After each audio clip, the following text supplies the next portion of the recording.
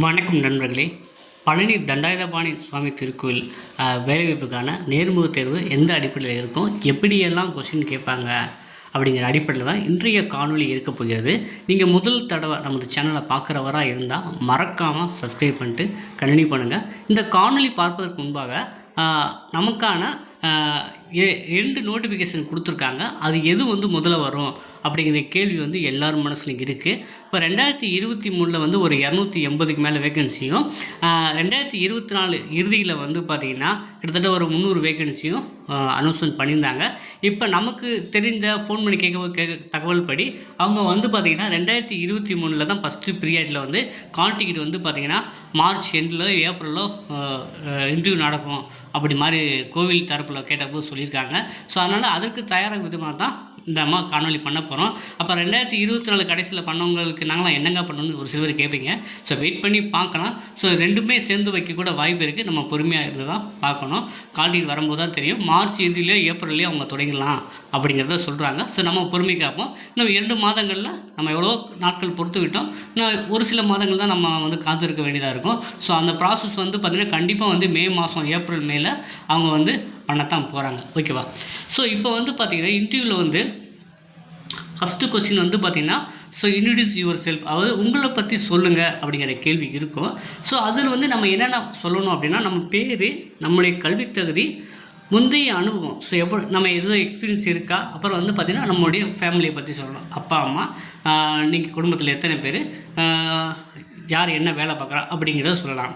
அப்புறம் கோவில் பற்றிய அறிவு. ஸோ நம்ம பழனி முருகன் கோவில் தான் வேலைக்கு போகிறோம். ஸோ அந்த கோவிலோட முக்கியத்துவம் என்ன, அந்த பழனி மலையின் புராண கதையை பற்றி நமக்கு தெரியுமா, அப்புறம் பழனி திருக்கோவிலில் என்னென்ன திருவிழாக்கள்லாம் வெகு விமரிசையாக நடைபெறுது.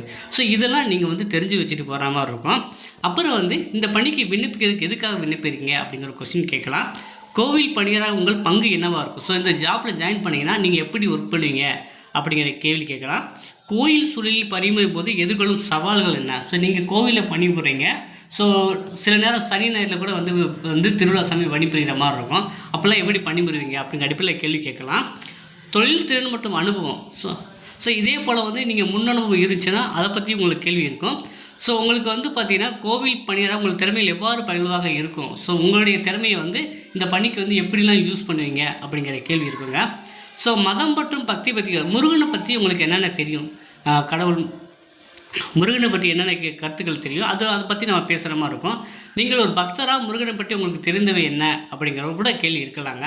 அப்புறம் பார்த்திங்கன்னா நேர மேலாண்மை மற்றும் பொறுப்பு. கோயில் பணியில் நேரத்தை எவ்வாறு மேலாண்மை செய்வீர்கள், பணியிடத்தில் உங்கள் பொறுப்புகள் என்னவாக இருக்கும் அப்படிங்கிற கேள்வி கேட்கலாம். அப்புறம் தற்போதைய நகல்கள், பழனி கோயிலில் தற்போதைய நகல்கள் பற்றி கேட்கலாம்.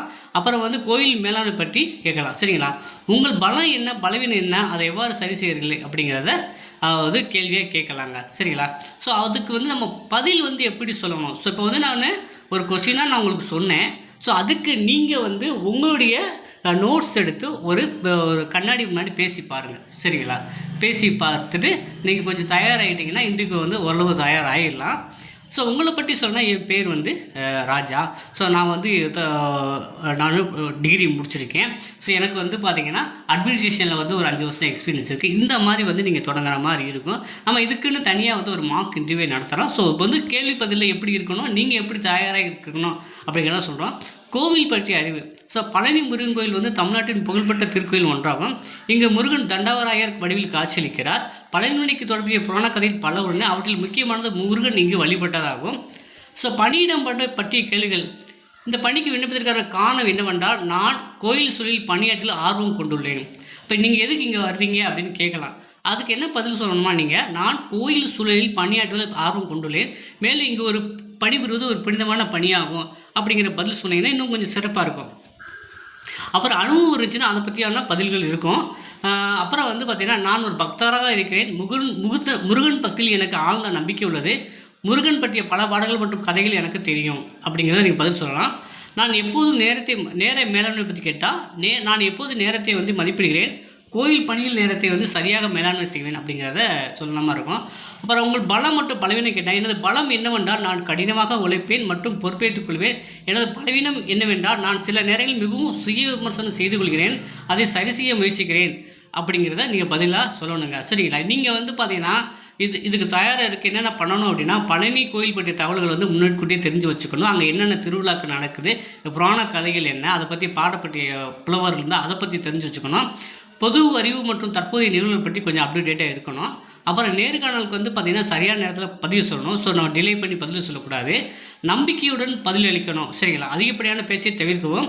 உடை அலங்காரம் வந்து நம்ம ட்ரெஸ் கோடு வந்து பார்த்திங்கன்னா நீட்டாக இருக்கணும், பொருத்தமான ஆடையாக இருக்கணும்.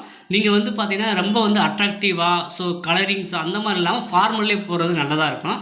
அப்புறம் வந்து பார்த்திங்கன்னா இன்ட்ரடியூஸ் பண்ணவங்கள்ட்ட வந்து பார்த்திங்கன்னா புருவத்தை உயர்த்துறது, இந்த மாதிரி ஒரு மாதிரி பிஹேவ் பண்ணுறது அப்படிலாம் பண்ணாமல், அதாவது ஃபார்மலாக வந்து நீங்கள் அட்டன் பண்ணிங்கன்னா இன்னும் ஒரு சாலச்சிறப்பாக தான் இருக்கும் அப்படிங்கிறதையும் நம்ம இந்த காணொலி வேலை தெரிஞ்சுக்கலாம். ஸோ இது சம்மந்தமாக உங்களுக்கு மேலும் வந்து பார்த்திங்கன்னா கோவில் தரல வரலாறு, அதை பற்றியான புராண கதைகள் பற்றி உங்களுக்கு நோட்ஸ் வேணும் அப்படின்னா நம்ம அடுத்த காணொலியில் வீடியோவாக பண்ணுவாங்க.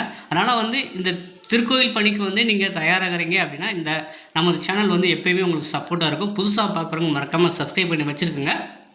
அதே போல் இந்த மாதிரி நோட்ஸ் வந்து பார்த்திங்கன்னா தனியாக ஒரு வாட்ஸ்அப் குரூப் க்ரியேட் பண்ணியிருக்கோம். அவங்களுக்கு வந்து தனியாக வந்து நம்ம கைடன்ஸ் சப்போர்ட் எல்லாம் பண்ணியிருக்கோம். அதில் நீங்கள் ஜாயின் பண்ணணும், இன்றைய நோட்ஸ் இந்த மாதிரி வேணும் அப்படின்னா நீங்கள் இந்த வாட்ஸ்அப் நம்பருக்கு சாட் பண்ணிட்டு பண்ணுங்கள். கால் பண்ண வேண்டாம். சாட் பண்ணி நீங்கள் வந்து கைடன்ஸ் கேட்டு வந்து படிக்க ஆரம்பிக்கலாங்க. ஓகேவா?